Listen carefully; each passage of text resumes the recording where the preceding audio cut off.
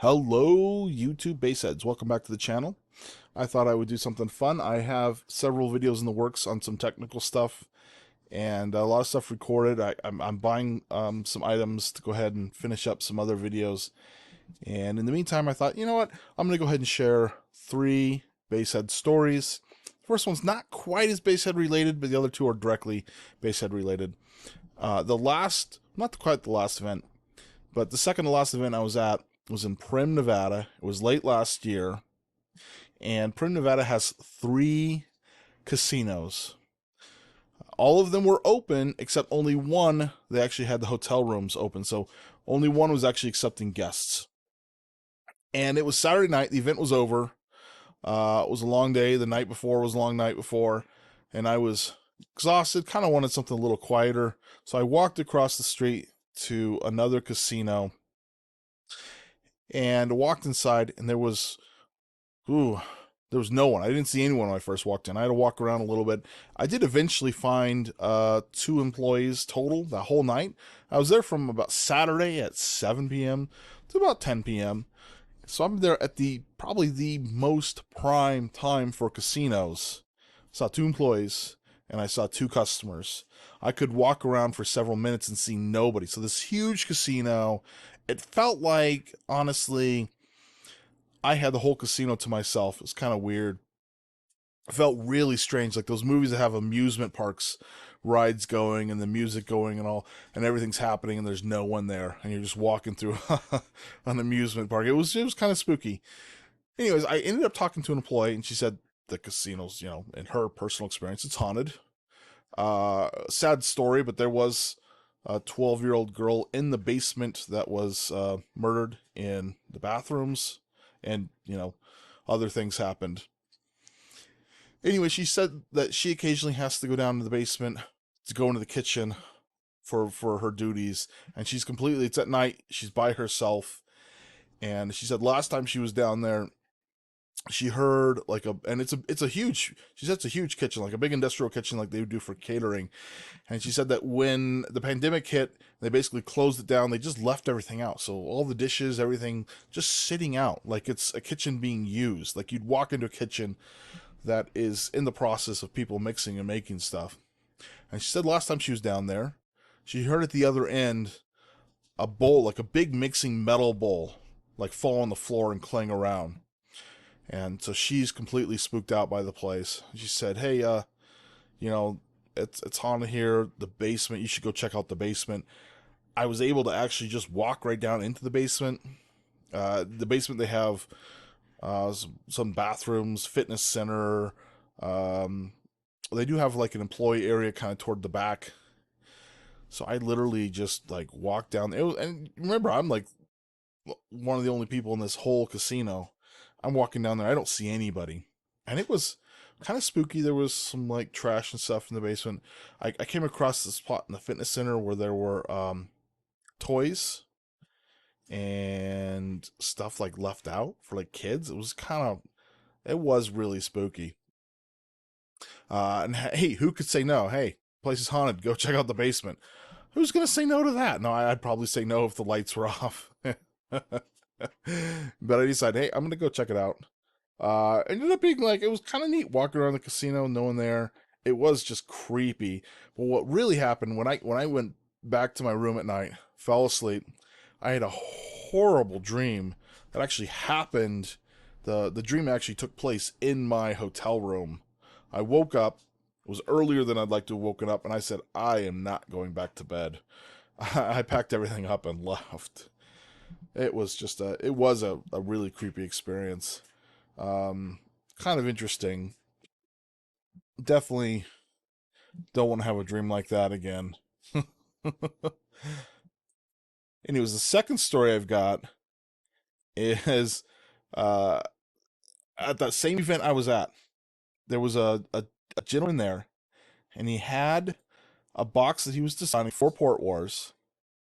I may have talked about this before, and it was completely metal. The whole box was metal. It held a 5-inch sub, and I even tapped on it and went clang, clang, clang. The guy had welded it together. Well, I want you to think about this for a second. He had loaded a neodymium sub into this all metal box. Some of you are instantly going, uh-oh. That's exactly right. So he went to load the sub in, and instantly, clang! It sticks to the side of the metal box. She had this video footage she was showing me of him doing it. And he immediately goes, "Oh crap, it's welded now." I mean, it's practically as good as welded. He's got like a crowbar, he's trying to pull it off. And this guy, if you know, he is like a super chill. He is like probably would be one of the coolest guys to go out and like grab a drink with or hang out with. He's so much fun. Really good natured guy. And he's just sitting there in this video like, oh, like you can see him stressing it as soon as that magnet went clang. And he's like trying to pry the sub off. He did eventually get it off. I don't know how he got it loaded back in the box somehow. And, and he was able to run it for Port Wars, run it for a burp box. But guys, if you're making an all metal box, be aware. Speaker magnets and metal, they like each other. I get worried about like losing a finger or losing a hand with some of those subs that are like Neo subs. Those are scary strong. The last story is Crackheads. I had this crackhead, and I don't think I realized how much of a crackhead he was until he was trying to buy something else for me. He bought a few things, and I had sold him this box. In fact, you're looking at the picture of the box. Now, this is not what it looked like when I sold it to him. It was MDF, and it's kind of a strange shape because it was used for a specific. It was basically the slant was for the back of the seat, and I had made an SPL box. This is a strictly SPL, like a little bit more like a burp box. It was tuned. Oh, I think I had it tuned to 3840 hertz, right around there, and it was a really big port. And I had sold. He just complained about how no subs. He never liked any of them. They weren't loud enough. He didn't like. He wasn't happy with anything. And I'm like, dude, you need like an SPL box, because he didn't listen to rebase. He just listened to whatever was on the radio. So I sold him this box, and he had like a super cheap amp that probably put out 300 watts. Absolutely no upgraded power. I mean, the line going into the amp was pretty small. So I was like, let's just do this box. He had a sub that actually had a lot of travel, a lot of X-Max, and I wasn't worried about it bottoming out even a lower frequencies, because there was no way it was going to happen with the amount of power he had. So I sold him the box. He actually told me later, he said that was the best box I've ever owned. He wanted to buy something else from me, and he's like, okay, I want to buy something else. I've got this much cash. And I'm like, I need a little more. And he's like, I'll tell you what, I'll give you back the box I bought from you. It's like, oh, okay, you know, I guess I'll take it. He's only like $10 short or something. So I show up to get it, and he's like, check it out. I upgraded it. I put leather on it. I put leather on the box. And at first I'm thinking, oh, this is terrible. I'll just bring it home.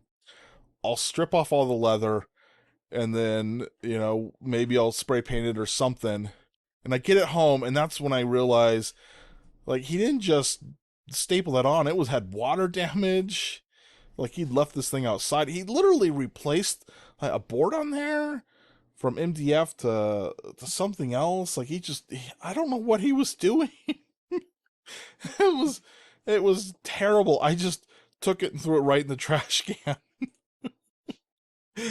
I don't sell him anything anymore. It took a few sales to get to that point, but guys, watch out for your crackheads. Anyways, cheers. I hope you enjoy the stories. If you got stories, throw them down below.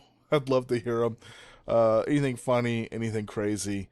Those are the stories that make the world go round. Cheers, guys. Love you. Until next time. Peace.